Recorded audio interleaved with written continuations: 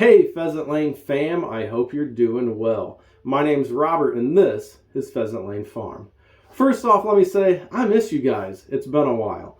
Going back to college and just finishing my I guess would be the fall semester, trying to keep good grades, ended up with like a 3.75 GPA, trying to get projects done around here. As you can see, we're in the new tack room that we built for Kiddo. Got a little heater in here, warming up still. I guess you can still see my breath in here. Thermometer says it's about 44 degrees in here right now, so as long as it doesn't get under freezing, that's what's important. Got a couple videos coming out. Dad just built a new barn. We got this tack room done, building some new stalls. Kiddo has a foal coming soon. But I wanted to take a quick minute to go over some things that I saw last night in a couple Facebook groups. Now, it is currently Wednesday, December 21st, 2022, and Christmas is just a few days off. I know the kids are going crazy getting ready for it. But all the news outlets around here, Facebook, no matter if I'm on TikTok or Instagram, everybody's talking about this winter storm that's coming. Last night, like I said, I was on some Facebook pages, and some people farther south that don't experience the cold, the wind, the snow, kind of like we usually do, are really asking for some advice. And I understand that, whether they're, like I said, in a climate that usually doesn't get these extremes, or they're new to animals. A lot of people are freaking out about this. So I just want to take a few minutes, go over some considerations, and guys, don't stress about it. Things will be okay, I promise. The big thing is animals can stand being cold and wet. They just can't do it at the same time. So let's go over some considerations of how to prepare your farm, your animals for this cold weather if you guys aren't used to it. So, like I said, we're here in northern Ohio. The local meteorologists are calling this, I've seen the term snowmageddon. I've seen the term, generational storm. Everybody compares every winter storm to the blizzard of 1978, which I've heard stories from both of my parents who were, I think, in their early 20s, 30s during that. 20s, I think. My mom's going to kill me for making her older than she is. So, here's the deal, guys. We're just kind of, I guess you could classify us as a small hobby farm. We raise out a few steers a year. We have horses, some mini horses, cooney hogs, a few IPP hogs, some goats, and then my wife Amber has a flock of about 30 laying hens, give or take. Had a hawk attack last week, so I'm not exactly sure what the current numbers are. So let me put it to you this way, guys. I had commented on a few posts last night on these Facebook pages, and then people started instant messaging me and, giving advice on their certain circumstances. I'm not an expert in livestock care. I've had livestock for the majority of my life. I've always lived in these colder temperatures, these colder climates. So there's just a few things you have to do. So let's go over them. The biggest mistake I see is people, if they see snow on their horses or their cattle's back, they start flipping out. Here's the thing to remember. If you see snow accumulating on the back of your animals, that means their body's doing what it's supposed to do. That means that their body is trapping enough of that heat that none is escaping to melt that snow. If your horses are outside, cattle usually, they'll deal with it. Horses seem to be a little bit more finicky. If you see your horses and they're starting to shiver, get a blanket on them, watch them, but don't let them overheat to where they start sweating under that blanket. That can be some other problems. A lady had messaged me last night saying, hey, we have like a 3-side, I'm assuming like a run-in like we have for our hogs. And she wanted to know, do you lock the horse in it? What should you do? And I was the first one to comment, and then a lot of people were commenting, kind of agreeing with me. If you can block off part of that, whether it be with tarps or plywood, I would not lock the horse 100% in if they're used to being out and roaming. That horse being out there and moving and roaming and digging in the snow is going to help keep their body temperature up. Which brings me to another thing. When it gets this cold, animals generate a lot of heat by eating, by digesting their food. So always feed them a little heavier. Not necessarily, you don't have to feed them heavier on the grain. Give them extra hay. Our coonies, we bed them down with horse quality hay. So tomorrow night, I'll just kind of give you a run through where we are. Right now it's 30 degrees outside here on Wednesday. Tomorrow it's supposed to get up to the 40s, rain all day, and then it's supposed to drop bitter cold. I think they said Friday we could have wind chills of -10, which we'll get into wind chills here in a moment. So that's just kind of that. We will go out tomorrow night and we will bed each one of our hog pens. They're three-sided shelters, and the winner, put a picture in here or a video. We cut about 2/3 of that off. We frame it in with a couple 2x4s and put up some plywood. So that leaves about a 2-foot section. And honestly, Harbor Freight is your friend. I wanted something where the hogs could go in and out. Obviously, pigs don't like to crap where they sleep, so they'll usually go outside. Their pens stay relatively clean.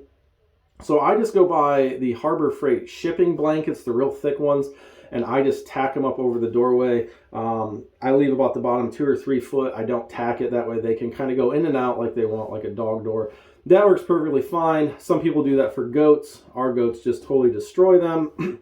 Our goat pen was built separate. It's in one of those loafing sheds, half of it, but that's all board and batten on the front. I leave the door cracked a little bit so the goats can go in and out. The cold doesn't seem to really bother a lot of these animals. So that pretty much covers horses, cattle, and hogs. Now, feed them heavier, make sure they can get to water, and just watch them. If they start shivering, throw a blanket on them. They start sweating, make sure you get it off. You're going to have to tend to your animals a little bit more during these extremes. And another thing to think about, depending where you are, they're calling for some ice. Now, that's something not new to us, but here's the thing. I have some friends down south. If they lose power, it kind of shuts down everything. Here's something to remember. A lot of people, if you're on a well, with a lot of these, farms are, if you're on a well and you lose power, do you have backup power for that well pump? If you don't, I recommend get as many 5-gallon buckets. I don't know what this is. I drink a lot of lemonade, so just a lemonade bottle is out here. Any container you can think of, get it filled with water, keep it in your garage, keep it somewhere warm so it's not going to freeze. In case the ice does knock out this grid for a while, you can still get water to your animals.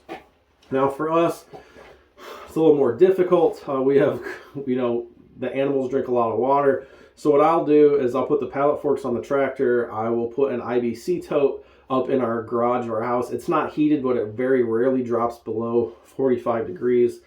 So I'll put as much water as our tractor can pick up. We have a Kubota 3901. I can put about 100 gallons, 120 gallons in that IBC tote, and the tractor will still carry it. So if I have to, I can run out here, crack the valve, water, and get it back into the garage within, 45 minutes or so it doesn't start to freeze. But that's a consideration I see a lot of people really don't think about. If you're on city water, I guess you really don't have to worry about it. I wouldn't be pumping a lot of city water to livestock, but some people do. We're just on a well. On top of that electrical grid thing, if you guys have generators, here's another big thing that people always seem to forget about. Change the oil in your generators. Make sure you have extra fuel. Make sure you have fuel stabilizers. And don't be like my dad. Wait till the power goes out and realize that the generator hasn't ran for 2 or 3 years. So we're getting close, guys. Like I said, it's Wednesday. We got 48 hours before this starts kicking off pretty bad. Make sure that you guys are ready. Make sure your cars are fueled up. We have an auxiliary diesel tank. It's only supposed to last a few days, so it's not a super big deal. It's not like they're calling for a 10-day blizzard. We kind of live in the middle of nowhere, but we're not far from a couple small towns if we have to go get fuel. Make sure you have hay. Make sure you have bedding. Make sure you got a couple bags of grain. Go around, go through your farm, do kind of a little bit of an inventory, and see what you have and see what you don't have. Back to the wind chill thing I mentioned earlier. A lot of people were concerned with the wind chill. Here's the deal. The wind chill is if you're outside, if the wind's hitting you. So it can be -10, but can still be 20 degrees inside our barn. Where the horses are. This is a 5-stall barn here with a tack room. Other side of our barn is where we keep the cattle. It's split in half, so there's a solid wall. The cattle, same thing. They're in a 30 by 40 foot barn with a roof. They have a barn curtain on one side, one end's open, the other side is sheeted steel. So as long as you keep the wind off these animals, and like I said, cattle really don't care too much. As long as they have food, they're going to be okay. Keep hay going through that room and keep them making body heat. That's the big thing. Now to chickens. I'm not really up on the chickens as much as my wife. Those are kind of her babies. Like I said, we have 30 of them. Everyone has a name. I can know maybe 5 or 6 of their names. But the same thing, they don't mind being cold and they don't mind being wet, just not at the same time. We do not ever run a heat lamp inside of our coop. My wife feels that just makes it harder on the chickens. They don't want to leave that heat lamp to go outside. Once they acclimate to the cold, they're going to be fine. But if you're in a climate, I saw, my wife has family in Texas. I saw that some parts of Texas, you guys could get down to 12 degrees. That's going to be a shock to your animals. So just, like I said earlier, pay attention to them, extra hay, extra feed, and they'll be just fine. But don't just start packing blankets on them and then walk away and think everything's going to be fine. Once they start sweating, it could be worse than if they didn't have a blanket on at all. So that's about it. Make sure you got a way to water and feed your animals if the power goes out. This tack room we actually don't have power ran. I mean, we have lights up here and stuff. We actually don't have full service to our barn right now, so we have a little buddy heater in this tack room. Another big thing, we had a neighbor's barn burnt down last year. It's part of the reason I'm in our barn today shooting this video. It might be a little echoey, but they're working on rebuilding his new barn. So a lot of construction and stuff, about 1,000 yards away from us, but it's pretty loud when you're outside and all the annoying beeping of the equipment. So this little buddy heater, this room has not gotten below 42 degrees since we built it. And we've had some 16-degree nights. I crank the buddy heater for about a half hour a day while I'm out here doing chores, and that's just enough to keep our supplements from freezing. If you have supplements, your animals are on special things, clean out the cupboards in your barn, take them in the house. Sometimes you come out, you're going to have to stick them in your coat. Just a lot of things that people don't think about until the cold hits them if they're not used to it. So that's about it, guys. I'll add in some pictures of kind of our setup around here. Like I said, we got 3 horses right now. We're down to two steers, 9 hogs, and 3 goats, and 30 chickens, and a lazy-ass house cat. But I hope that helps some of you. I wouldn't go changing everything crazy. I wouldn't go try and lock your horse into a pen that they're not locked into. You want to keep the stressors down as much as possible. So try to keep this video short. I didn't have a script. I didn't write anything down, just going off of kind of memory, some of the questions that I saw being thrown out last night through chats and through these Facebook groups. And I know a lot of people are stressed. On top of the holiday stress, you're worried about this, you're worried about your animals. Things will be okay. Have faith. It might get sketchy for a little while, but things always find a way of working themselves out. So, all right, guys, I'm going to go split some more firewood. We have enough at the house, but trying to take advantage of some nice weather. 30 degrees around here is pretty nice to consider what it's been. There's not a whole lot of wind.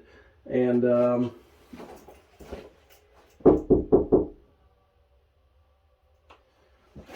I just saw my wife walk by. She's probably going to hate me because she's working from home this week. But let me see what she has on terms of... Shut the door. I got the heat on. So you're probably going to hate me. But do you want to get on camera and tell people how to take care of their chickens in cold climates if they're not really used to it? I said the main thing is keep them dry. You keep them dry, keep them out of the wind, but if they're perching, they still need ventilation above their head. No water inside the coop. That's going to give them frostbite. And to make yourself feel better, you can give them whole corn right before they go to bed because that's considered a hot food. Yeah, it has a lot of calories in it, so we don't feed our chickens corn all year long. Snack right before bed. Yeah, and some of you guys with these bigger coops that you regular keep watering them, you'll probably be fine. We have a smaller coop with a big run attached to it, so that's about all I can think of. Just make sure that you dry. Yeah, just keep them dry. The horse is going out playing in the snow. That's fine. Like I said, if you notice that, I have a friend who works at a horse farm in Florida who was messaging me yesterday. We used to work in law enforcement together. And, it hit 45 degrees down there this week. And those guys are packing 2 and 3 horse blankets on these horses. Just watch. Just don't let them start sweating. So that's it. Try and keep this video under 15 minutes. Like I said, I'm going to go around, shoot some footage to add in here. If you guys have, we're kind of anti-heat lamps.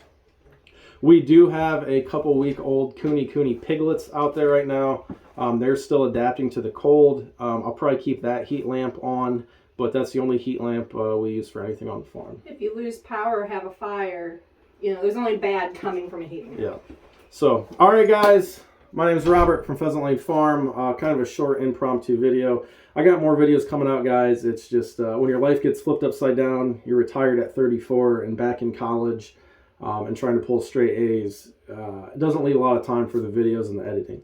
But stick with us. If you're a new subscriber, we appreciate every single one of you. As always, guys, make smart decisions, and we will catch you on the next one. God bless.